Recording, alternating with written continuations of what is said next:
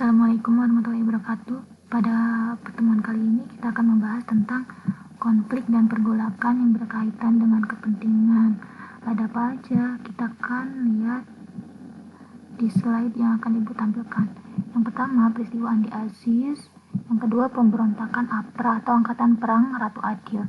Dan yang ketiga, pemberontakan RMS, Republik Maluku Selatan. Jadi, ketiga pemberontakan ini memiliki kesamaan, yaitu yang pertama, adanya ketidakpuasan mereka atau suatu kelompok terhadap proses kembalinya Republik Indonesia Serikat ke Negara Kesatuan Republik Indonesia atau NKRI. Yang kedua, pemberontakan ini terkait dengan kepentingan. Kepentingan siapa? Jadi, keberadaan pasukan Kenil tentara Hindia Belanda yang tidak mau menerima kedatangan tentara Indonesia di wilayah-wilayah yang sebelumnya mereka kuasai.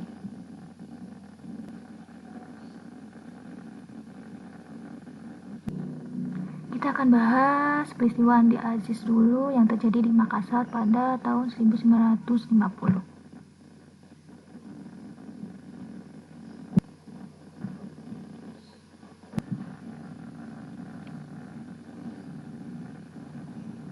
Berikut ini cakupan materi yang akan kita bahas, latar belakang, tokoh yang terlibat, jalannya peristiwa, sampai dengan akhir penyelesaian pemberontakan.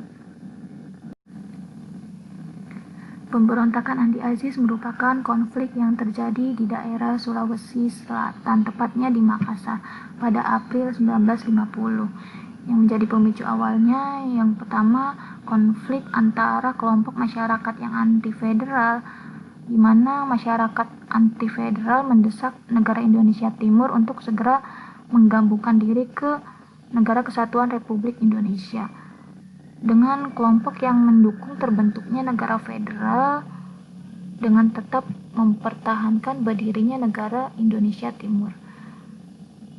Nah, untuk menjaga keamanan di Makassar, akhirnya pemerintah Republik Indonesia Serikat pada saat itu mengirimkan TNI atau Angkatan Perang Republik Indonesia Serikat di bawah Batalion Worang untuk meredamkan konflik antara kelompok masyarakat yang anti-federal dengan kelompok masyarakat yang mendukung terbentuknya negara federal. Namun, kedatangan TNI ke daerah tersebut dinilai mengancam kedudukan kelompok pro-federal, sehingga mereka bergabung dan membentuk pasukan di bawah komando Andi Aziz. Andi Aziz dan pasukannya yang berasal dari Kenil, pasukan Belanda di Indonesia, menuntut bahwa keamanan di Indonesia Timur hanya tanggung jawab pasukan Kenil saja. Yang ketiga, masalah kesejahteraan pasukan Kenil yang tidak mau diintegrasikan, apalagi di bawah pimpinan unsur TNI dalam Angkatan Perang Republik Indonesia Serikat.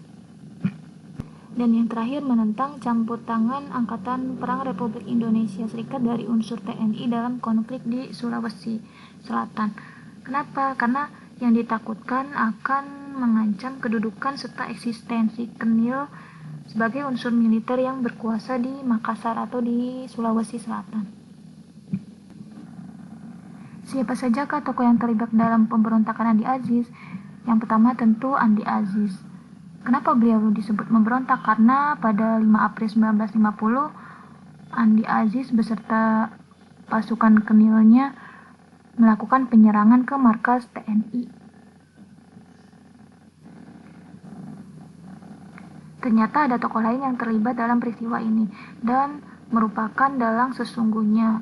Dia adalah Smokil, yang lebih kita kenal sebagai pendiri gerakan separatis lainnya, yaitu RMS, yang akan kita bahas pada slide berikutnya.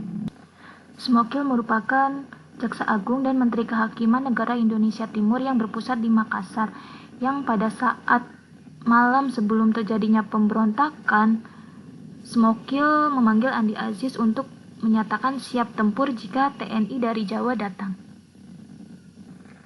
Smokil menginginkan negara Indonesia Timur berdiri sendiri dan akhirnya menghasut Andi Aziz dan pasukannya untuk menyerang TNI. Pasukan Kenil di bawah pimpinan Andi Aziz ini kemudian melakukan penyerangan terhadap markas besar TNI di Makassar dan menduduki beberapa tempat penting, bahkan menawan Panglima Teritorium Wilayah Indonesia Timur pada saat itu.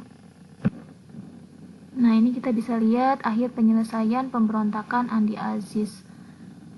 Untuk menanggulangi pemberontakan yang dilakukan Andi Aziz, kemudian pemerintah melakukan ekspedisi militer yang dipimpin oleh A.E. Kawilarang.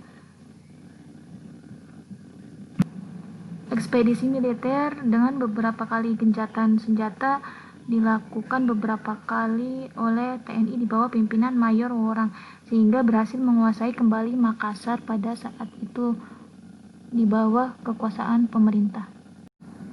Dua tokoh yang sangat berperan dalam upaya penumpasan pemberontakan Andi Aziz, yaitu A.E. Kawilarang dan Worang.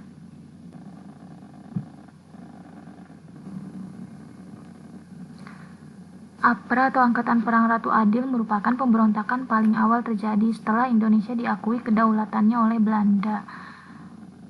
APRA ini dipimpin oleh Kapten Raymond Westerling, di mana tujuan Westerling ingin membentuk APRA mengganggu prosesi pengakuan kedaulatan dari Kerajaan Belanda kepada pemerintah RIS. Pada pemberontakan Angkatan Perang Ratu Adil ini dilatar belakangi oleh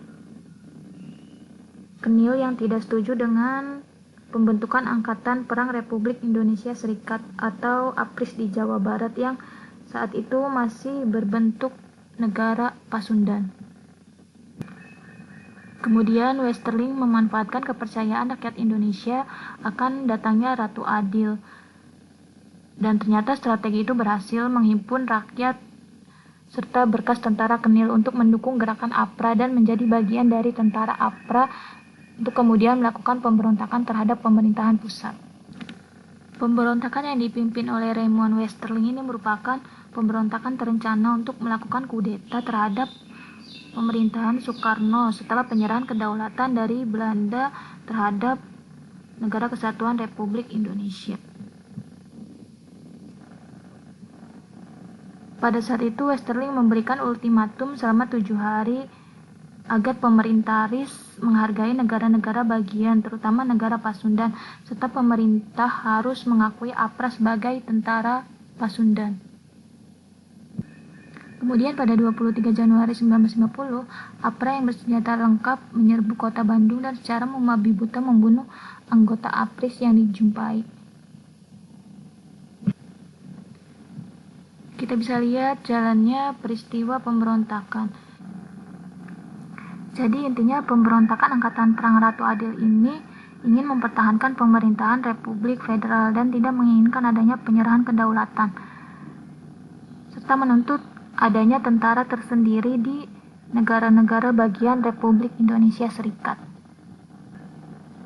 Yang terakhir kita akan bahas tentang pemberontakan Republik Maluku Selatan atau RMS.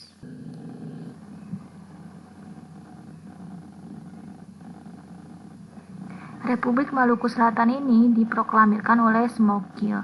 Kita tidak asing dengan nama Smokil karena pada slide sebelumnya kita telah membahasnya.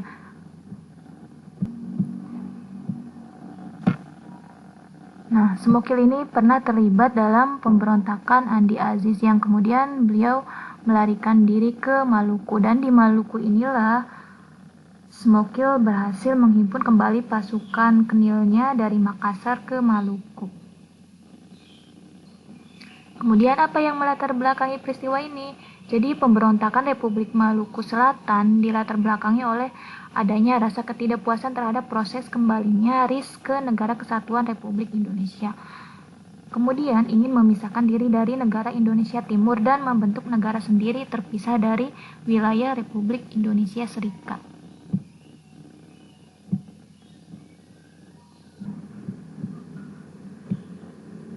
Kita bisa lihat ini merupakan kronologi dari pemberontakan Republik Maluku Selatan yang diawali dengan pembentukan oleh Smokil. Smokil didukung oleh mantan pasukan Kenil yang merasa bahwa status mereka tidak jelas nih setelah adanya hasil perundingan dari konferensi meja bundar. sehingga akhirnya bergabung dengan kelompok Republik Maluku Selatan dan melakukan pemberontakan terhadap pemerintah. Upaya penyelesaian secara damai awalnya dilakukan oleh pemerintah Indonesia dengan mengutus Dr. Leimena untuk berunding. Namun, upaya ini mengalami kegagalan. Pemerintah pun langsung mengambil tindakan tegas dengan melakukan operasi militer di bawah pimpinan Kolonel Kawil Arang.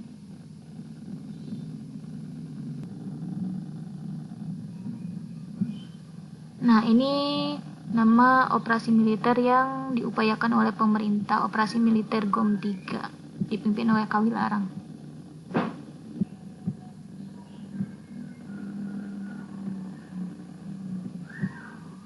Nah, kita bisa lihat simbol dari Gerakan Republik Maluku Selatan.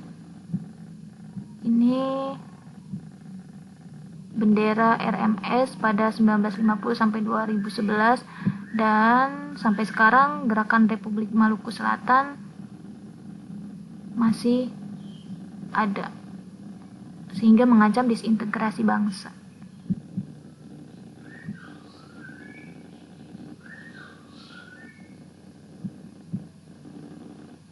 Kita bisa lihat upaya penyelesaian pemberontakan Republik Maluku Selatan.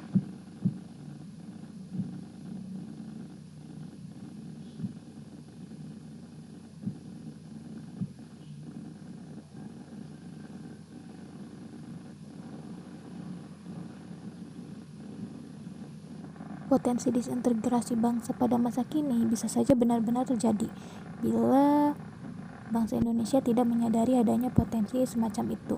Karena itulah kita harus selalu waspada dan terus melakukan upaya untuk menguatkan persatuan bangsa Indonesia.